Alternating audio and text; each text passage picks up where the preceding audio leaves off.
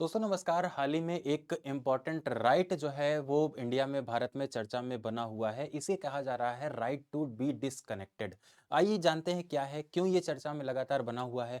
क्या ये भारत में जो वर्क स्पेस है, जो वर्क कल्चर भारत में एक चल रहा है, जहाँ पर कोई ऐसा कहता है कि भाई 18 घंटे रेगुलर हमें काम करना चाहिए, कोई ऐसा आता है जो कहता है कि 14 घंटे। कंपनी जो है वो लगातार ये जो वर्कलोड है उसको एम्प्लॉयज़ पर बढ़ाती चली जा रही हैं। तो उसमें क्या कुछ परिवर्तन आ सकता है इस एक्ट के बाद में, और क्यों ये चर्चा में है? विश्व धरातल पे अगर देखें तो कहां-कहां पर इसको इंप्लीमेंट किया जा चुका है? क्या ये भारत के लिए प्रसंगत है? क्या इसे भारत में भी लागू किया जा सकता है? अगर लागू होगा तो क्या कुछ परिवर्तन आ सकते हैं? कंप्लीट डिस्कशन करते हैं आज के इस वीडियो में। अगर आप राजनीतिक विज्ञान के छात्र हैं तो आपके लिए ये टॉपिक इंपॉर्टेंट है, और सामान्य जानकारी के लिए भी आप इसे देख सकते हैं। ये बहुत ज्यादा लाभदायक रहेगा। देखिए, राइट टू डिस्कनेक्ट ये वो समय है, ये वो जो एक तरह से ये एक प्रकरण है, ये एक ऐसा मुद्दा है जिसके माध्यम से आपको जो आपका वर्क है उससे डिस्कनेक्ट होना, मतलब अगर मान लीजिए वर्क टाइम जो आपका खत्म हुआ, उसके बाद भी ऐसा देखा जाता है कि बहुत सारे एम्प्लॉयज को परेशान किया गया, उनको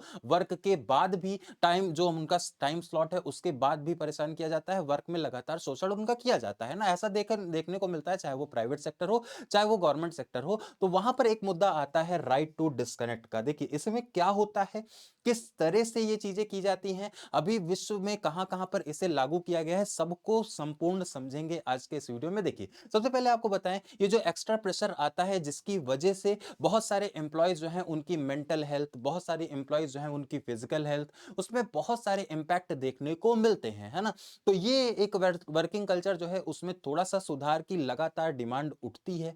भारत में भी देखें तो उठती है। बहुत सारे केसेस ऐसे हो जाते हैं जो कि ओवरलोड, वर्क ओवरलोड और एंजाइटी की वजह से जो डिप्रेशंस होते हैं लोगों में, जिसकी वजह से लोगों की जान भी चली जाती है। इस तरह के मुद्दे लगातार भारत में उठते रहते हैं। तो ना उसी से संबंधित आज का हमारा ये टॉपिक है राइट टू बी डिस्कनेक्टेड। ये क्या है, किस तरह से काम करता है? देखिए, ऑफिस के समय के बाद, क्या ऑफिस के समय के बाद भी अगर आपसे, है ना, ऑफिस के समय के बाद भी कॉल या मैसेज का जवाब देना, इस एक्ट में ये कहा गया ऑफिस और ऑफिस के समय के बाद कॉल और मैसेज जो कि करके आपको एक्स्ट्रा वर्क या एक्स्ट्रा एलोकेशन या फिर एक्स्ट्रा अपडेट्स आपसे ली जाती हैं, वो जो कार्य किया जाता है उसको देना जरूरी नहीं है। ये कहता है राइट टू बी डिस्कनेक्टेड, है ना। बेसिकली जो ओवरऑल डेफिनेशन है वो ये कहती है कि बेसिकली आपको, अगर मान लीजिए आपका ऑफिस का समय खत्म हो गया, उसके बाद में कोई भी आपसे किसी भी प्रकार की कोई भी नॉलेज या कोई भी किसी भी प्रकार की कोई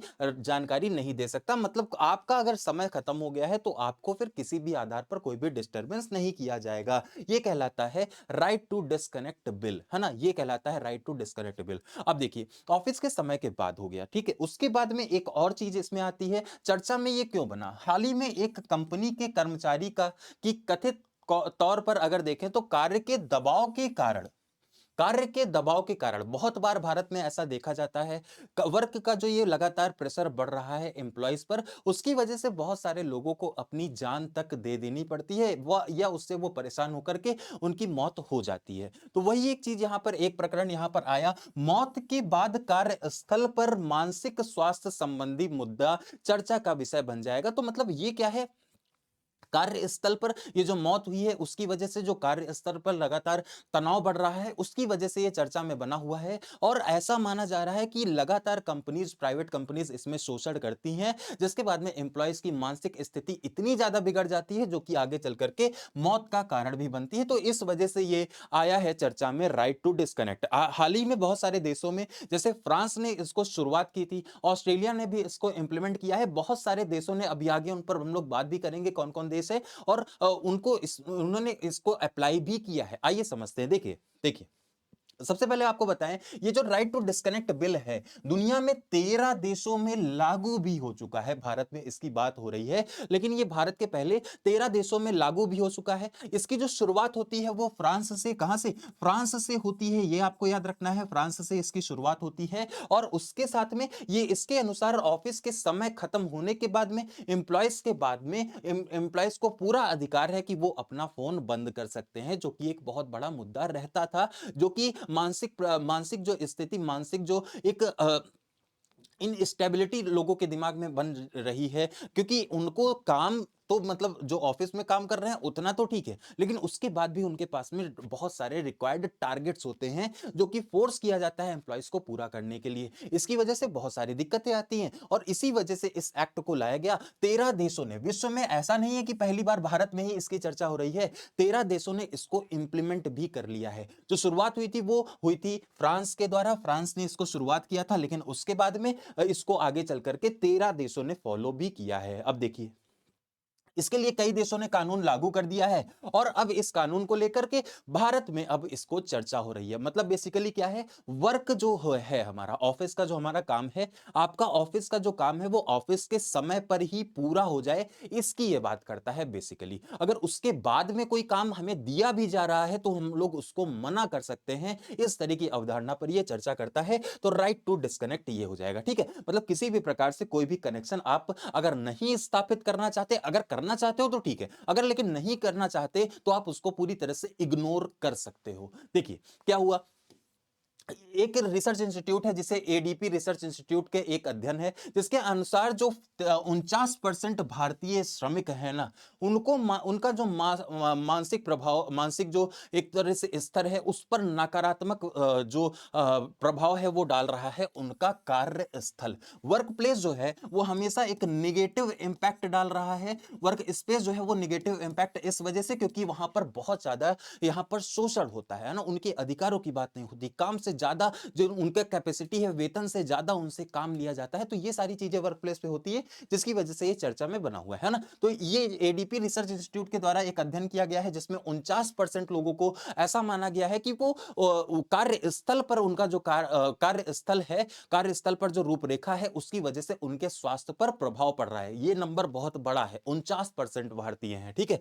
इसके बाद में जो कि भारतीय संदर्भ में राइट टू डिस्कनेक्ट की आवश्यकता को रेखांकित करने का काम करेगा। अब भाई आधा, लगभग आधा जो हमारी पॉपुलेशन, जो हमारा लोग हैं, जो श्रमिक हैं, जो कार्य कर रहे हैं, जो कर्मचारी हैं, कंपनीज में जो काम कर रहे हैं, उनके पास में ऐसा लोड है, उसकी वजह से उनकी मानसिक स्थिति लगातार बिगड़ रही है। तो ये एक चर्चा का विषय भारत में बन चुका है, ठीक है। इसके बाद में देखिए, इग्नोर आप कर सकते हैं इसके तहत में बॉस के ऑर्डर्स को, है ना। वर्क आवर आपका अगर डिस्टर्ब है तो आप बिल्कुल ही खत्म हो चुका है तो आप बिल्कुल डू नॉट डिस्टर्ब लगा करके स्विच ऑफ करके आराम से रह सकते हैं, अगर ये एक्ट इंप्लीमेंट होता है तब। तो क्या आपको लगता है कि इससे कुछ ना कुछ आपके मानसिक स्थिति, जो वर्क प्लेस है उसमें काम करने की जो एक तरीका है उसमें सुधार आ सकता है? जो मेंटल स्टेट लगातार एम्प्लॉयज की बिगड़ रही है वो इसमें सुधार आ सकता है? जो भी आपको लगता है, आपके क्या फीडबैक है, आप इसको कमेंट सेक्शन में जरूर बताएं। पूरी वीडियो को देखेंगे तो आपको ये पूरा एक्ट समझ में आएगा। देखिए, राइट टू डिस्कनेक्ट क्या है, कार्य क्षेत्र में एक उभरता हुआ एक ऐसा दृष्टिकोण है जो एक कर्मचारी को उनके नियमित कार्य, जो कि कार्य अवधि होती है, उसके बाद में कार्य से संबंधित किसी भी प्रकार का संचार उससे करने से बचाने का कार्य करेगा ये एक्ट अगर आ गया तो, ठीक है। साथ साथ कार्यों से मुक्त रहने की अनुमति ये देने का कार्य करेगा। मतलब अगर आपने किसी भी प्रकार से, अगर ऐसा हो गया है कि भाई समय आपका खत्म हो चुका है, तो आप किसी भी प्रकार का कोई भी कार्य आ रहा है आप उसको बिल्कुल ऐसे कर सकते हैं, परम इग्नोराय नमः, है ना। इस तरह का आप यहां पर कर सकते हैं अगर ये एक्ट इंप्लीमेंट हो जाता है भारत में, है ना। 13 देशों में हुआ है, हो सकता है चर्चा में बना हुआ है, भारत में अगर इंप्लीमेंट हुआ तो एम्प्लॉयज की कंडीशंस और उनकी मेंटल हेल्थ पर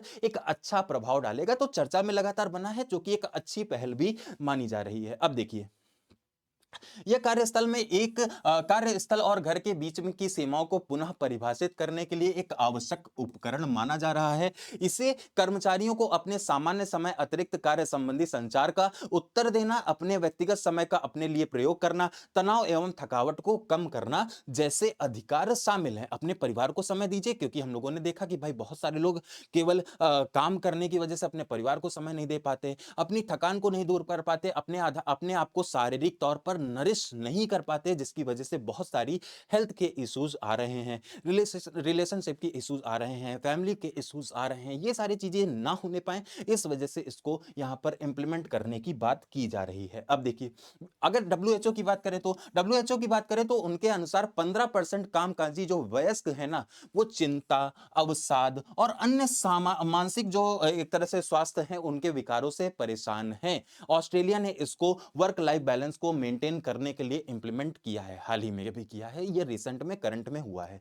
पहला देश कौन सा था? फ्रांस था। अभी ऑस्ट्रेलिया ने भी इसको इंप्लीमेंट कर दिया है, वर्क लाइफ बैलेंस को, है ना। तो बेसिकली अगर डब्ल्यूएचओ की देखें तो विश्व में 15% लोग अपने काम की वजह से परेशान रहते हैं, चिंता में रहते हैं, अवसाद में रहते हैं और मानसिक स्थिति उनकी सही नहीं चल रही है। अब देखिए, अब यहां पर अन्य देशों ने राइट टू डिस्कनेक्ट की स्थिति में 2017 में फ्रांस राइट टू डिस्कनेक्ट को लागू करने वाला पहला देश बना था। फ्रांस ने इसे सर्वोच्च न्यायालय के निर्णय के अनुसार किसी कर्मचारी पर कार्य संबंधी फाइलें और काम करने के उपकरण ले जाने के लिए कोई बाध्यता नहीं है, ऐसा न्यायालय ने कहा, फ्रांस के न्यायालय ने, जिसके बाद में इसे इंप्लीमेंट भी किया गया था। तो पहली बार इसको इंप्लीमेंट किया गया फ्रांस के द्वारा, आगे चल करके इसकी चर्चा पूरे भारत में, पूरे विश्व में हो रही है। ठीक है, अब देखिए, कार्यावधि के बाद में अपने फोन उपलब्ध ना होने के कारण कदाचार इसे नहीं माना जाएगा, किसी भी प्रकार का कोई भी डिसरिस्पेक्ट इसे नहीं माना जाएगा, ये आपको याद रखना है, डिसरिस्पेक्ट ये नहीं होगा। ठीक है,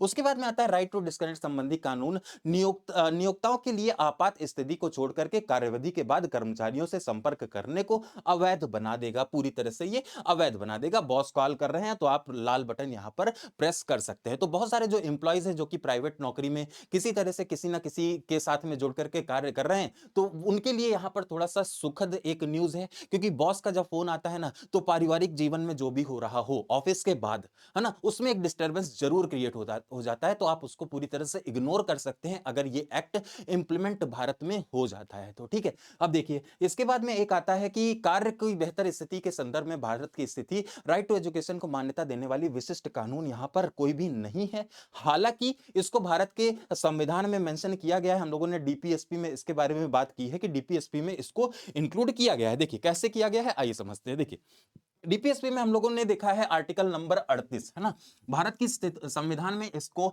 इंप्लीमेंट करने की कोशिश की गई है, लेकिन भाई नीति निर्देशक तत्व जो है वो डायरेक्शंस होते हैं, उसको आप जबरदस्ती लागू नहीं करवा सकते। वो एक डायरेक्शन मतलब एक दिशा है कि भाई आप इसको फॉलो करना चाहिए आपको। वो किसी भी, अगर वो नहीं फॉलो हो रहे हैं तो आप इसके लिए न्यायालय नहीं जा सकते हैं। तो उतना ज्यादा स्ट्रिक्टली इंप्लीमेंट इसे अभी तक भारत में नहीं किया गया है। अनुच्छेद नंबर 38 में देखें तो राज्य के लोगों के लिए कल्याण को बढ़ावा देने का प्रयास करना चाहिए, और 39 ई में लिखा गया है कि राज्य अपने श्रमिकों की शक्ति और स्वास्थ्य को सुरक्षित करने की दिशा में अपनी नीति निर्देशित करने का निर्देश देगा, है ना। ये चीजें यहां पर की गई। एक जजमेंट भी आया है इसी से संबंधित, तो ये है विशाखा बनाम राजस्थान राज्य। तो 1997 में ये जजमेंट आया था, सर्वोच्च न्यायालय का जजमेंट है। तो यहां पर निर्णय दिया गया था कि कार्यस्थल पर किसी भी प्रकार का अगर यौन उत्पीड़न हो रहा है तो वो मौलिक अधिकारों का उल्लंघन माना जाएगा। कार्यस्थल पर किसी भी आधार पर पोजीशन पावर को दिखा करके अगर किसी भी प्रकार से यौन उत्पीड़न हो रहा है तो वो भी एक उल्लंघन, उसका मौलिक अधिकारों का उल्लंघन माना गया था। ये एक जजमेंट आया था। भारत में क्या क्या स्थिति है उस पर हम लोग चर्चा कर रहे हैं। तो 38 हो गया, 39 का ई हो गया और ये एक जजमेंट हो गया। उसके बाद में इस निर्णय को ने कार्यस्थल पर सम्मान के अधिकार को मान्यता दे दी थी। यहां पर कार्यस्थल में जो सम्मान है वो आपका बना रहे, इसको मान्यता दे दी गई थी। इसी के माध्यम से ऐसा किया गया, मतलब यहां पर लिखा गया यौन उत्पीड़न, लेकिन बेसिकली आप उसको सम्मान से रिलेट कर सकते हैं। ठीक है, तो सम्मान को मान्यता यहां पर मिल गई भारत में। यह सुनिश्चित करने के लिए दिशा निर्देश जारी किया गया कि महिलाओं और लैंगिक समानता के लिए एक सुरक्षित कार्य वातावरण होना चाहिए, है ना। भारत में इसकी जरूरत क्यों है? देखिए, इसकी आवश्यकता और लाभ, इंडीड के एक नए सर्वेक्षण के अनुसार भारतीय कार्यस्थलों में राइट टू डिस्कनेक्ट नीतियों को लागू करने की प्रवृत्ति बढ़ रही है। लगातार जो प्रवृत्ति है इसकी बढ़ रही है। 79% भारतीय जो है वो इस कदम का समर्थन करते हुए दिखाई पड़ेंगे। अगर हम लोग बात करें इंडीड की रिपोर्ट के अनुसार, कितने परसेंट लोग? 79% लोग जो है वो इसको इंप्लीमेंट करने की बात भारत में भी करते हैं, भारत के लिए इसे अनुकूल बता रहे हैं, है ना। तो लगातार समर्थन बढ़ रहा है। अगर केंद्र सरकार इसके लिए कोई एक एक्ट ले आती है तो ये भारतीयों की जो एक जीवन शैली है उसमें सुधार कर सकता है, भारतीयों के स्वास्थ्य में ये सुधार कर सकता है। उसके साथ में आपको ये भी बता देते हैं कि इसमें बहुत सारी चीजें ऐसी हैं जो कि भारत में, भारत के जो एम्प्लॉइज हैं उनका जो लगातार शोषण किया जाता है उसमें कहीं ना कुछ जो रोकथाम है वो लगाई जा सकती है। ये आपको ध्यान रखना है, ठीक है। तो ये जो एक हमेशा काम पर वाला जो एक होता है ना कि भाई ऑलवेज ऑन आपको रहना है, किसी भी आधार पर अगर आपको फोन किया जा रहा है तो उसमें आपको ऑलवेज अवेलेबल रहना है, वो विचारधारा से आप बच सकते हैं। उसमें आप इस तरह से ये तनाव को के स्तर को और कर्मचारी की थकान को दूर कर सकता है ना। तो आप बताओ क्यों ऐसा हो रहा है ना। आवश्यकता है, इनके जो लाभ हैं वो क्या होंगे? क्या ज़रूरत है भाई? ये सारी जो चर्चा हम लोग कर रहे हैं, इसकी ज़रूरत क्या है? क्या ऐसी कोई दिक्कतें हैं? तो देखिए, सबसे पहले भारत में बर्नआउट स्थिति, मतलब भारत में जो कर्मचारी है ना, उसके कर्म कर दिए जाते हैं। जो श्रमिक हैं, उनके कर्म कर दिए जाते हैं। मतलब उनको पूरी तरह से निचोड़ करके उनका जितना महत्वपूर्ण जो उनसे तत्व निकल सकता है, उसको निकालने की कोशिश की जाती है, ये हकीकत है ना? अगर इस तरह की चीज़ें आती हैं, तो कुछ ना कुछ रिलैक्सेशन, कुछ एक पर्सनल स्पेस एम्प्लॉयी को मिल पाएगा, जो कि आवश्यक है। तो बर्नआउट कम करेगा ये। और दूसरी तरह अगर मान लो ऐसा कोई व्यक्ति है जिसकी एफिशिएंसी है 4 घंटे काम करना, अब उससे आप काम ले रहे हो 10 घंटे 12 घंटे, तो उसकी एफिशिएंसी उतनी ज्यादा नहीं रहेगी, है ना? एफिशिएंसी अगर बढ़ाना है तो उसके लिए इसको लाना, इंप्लीमेंट करना जरूरी है। अगर एक एम्प्लॉय को 8 घंटे काम करने के बाद में कोई डिस्टर्ब करने वाला नहीं है, तो वो उसकी एफिशिएंसी को बढ़ाने का काम करता है। साइंस का नियम कहता है, बेसिक साइंस का नियम। उसके बाद में आता है बेहतर कार्य, तो जीवन का संतुलन बना रहेगा, बेहतर कार्य होगा और फाइनल आउटपुट भी हमारा बदलेगा। तो एक ओवरऑल अगर आप देखें ना, तो चीजें इसमें सुखद ही होने वाली हैं। अगर कंपनी के पर्सपेक्टिव से देखें, तब भी वहां पर सुधार है। अगर आप एम्प्लॉय के पर्सपेक्टिव से देखें, तो वहां पर तब भी सुधार है। तो इसको अगर इंप्लीमेंट किया जाएगा, तो कोई भी किसी को भी बहुत ज्यादा नुकसान देखने को नहीं मिलेगा। और भारत में जो मानसिक स्वास्थ्य है, उसकी बहुत ज्यादा चर्चा होती है। भारत में जो लगातार ये गिरता इसका स्तर है, इसकी बहुत ज्यादा चर्चा होती है। उसमें भी एक सुधार देखने को मिलेगा। और मानसिक आधार पर अगर आप स्वस्थ हैं, तो आप शारीरिक आधार पर भी स्वस्थ हो जाएंगे। तो वो भी एक इंपॉर्टेंट फैक्टर यहां पर देखने को मिलेगा। अब क्यों नहीं हो सकता है, इस पर भी बात कर लेते हैं। सबसे पहले होता है कि भाई इतने बड़े एक इंफ्रास्ट्रक्चर बना हुआ है भारत का, उसमें क्रियान्वित कैसे होगा? कार्यान्वयन करने की एक चुनौती बहुत बड़ी है भारत में। लेकिन हम लोगों ने भाई, भारत में बात हो रही है एक देश एक चुनाव की, हम लोग बात करते हैं एक देश एक टैक्स की, हम लोग बात करते हैं एक ऐसी अर्थव्यवस्था को डेवलप करना जो कि विश्व में अपनी इमेज को बना करके रहेगी। अगर इच्छा शक्ति होगी तो क्रियान्वयन उतना ज्यादा चुनौतीपूर्ण नहीं रहेगा। अगर इच्छा शक्ति ही नहीं है, तो भाई कुछ भी करा लो, है ना? इच्छा शक्ति नहीं है तो कुछ भी करा लो। लेकिन अगर ये चीज लागू होती है, तो ये कंपनी को भी मुनाफा देगी, क्योंकि एम्प्लॉय की जो एफिशिएंसी है वो बढ़ करके आ रही है।